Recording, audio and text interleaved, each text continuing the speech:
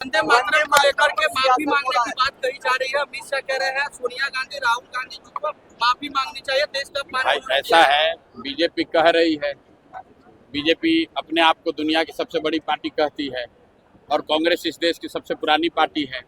तो बीजेपी ने इल्जाम लगाया है, कांग्रेस उसका जवाब देने में सक्षम है। हम लोग को उसमें क्या बोलना है? हम लोगों ने जो वीडियो देखा है उसमें वंदे मातरम पूरा गाया गया। अब बीच में कौन रोक रहा था, नहीं रोक रहा था, वो तो सरकार को ही जानकारी होगी, उनको पता करना चाहिए। अगर सही में कांग्रेस के लोगों ने गलती की है तब तो बजाबता उस पर सरकार ने कानून बना दिया है। अगर आप अपमान कीजिएगा तो आप पर केस हो जाएगा।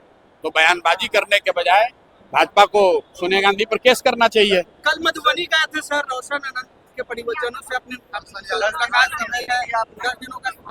रोशन आनंद जो मधुबनी में था, थाने में टॉर्चर किया गया और बाद में 4 दिन के बाद जब लोगों को पता चला तो फिर उसको छोड़ा गया, फिर पुनः गिरफ्तार किया गया और अभी कारा में उसकी मृत्यु हुई है। उसको लेकर हम लोग परिवार वालों से मिले हैं। सिर्फ परिवार से ही नहीं मिले हैं, उस घटना की जांच के लिए कल परिवार के साथियों के साथ, परिवार के लोगों के साथ वहाँ के एसएसपी से भी मिले, जिन्होंने ये आश्वस्त किया है कि 10 दिन के अंदर दोषी पदाधिकारियों पर जांचोपरांत कार्रवाई की जाएगी। अगर नहीं होगा तो 10 दिन के बाद मैं वापस फिर से वहाँ जाऊँगा।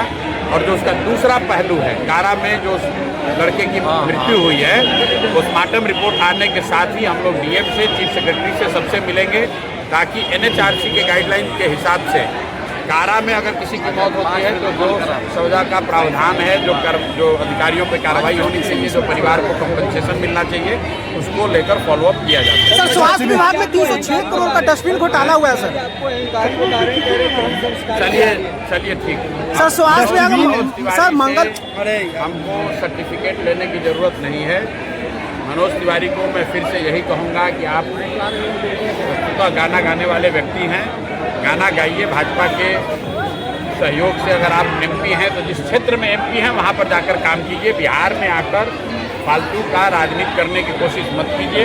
बिहार के लोगों ने आपको न स्वीकार किया है, न आगे कभी करेंगे। गिरिराज सिंह आपको क्या एस्ट्रोलॉजर है क्या, जो हमें समझाएंगे, बुझाएंगे? गिरिराज सिंह जी पर भी जो हमने कहना था कह दिया।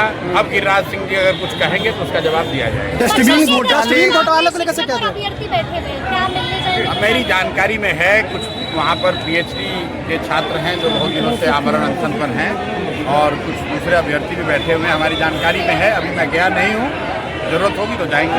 डस्टबिन घोटाले पर सर, डस्टबिन घोटाले की हमको बहुत जानकारी नहीं है।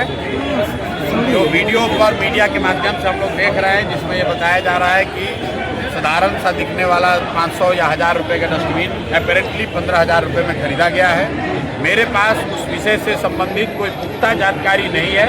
मीडिया के माध्यम से जो बात बताई जा रही है हम लोग उसको देख रहे हैं। जब पूरी बात हमारे संज्ञान में आएगी, अगर हमको उसमें कुछ कहने की जरूरत होगी तो कहेंगे। कल शपथ समारोह है सर आपका, कल दूसरे स्टेट से भी कोई आएंगे आपके शपथ समारोह में? है, कल शपथ है, कल जो प्रक्रिया उसको पूरा करेंगे। दिलीप जायसवाल अपने आप को ईमानदार बता रहे हैं, वो कह रहे हैं कि हमको जो एक्सपोज करें वो पहले ही एक्सपोज हो जाता है। अब दिलीप जायसवाल जी के चाल चरित्र चेहरा को जनता के सामने रखा गया है।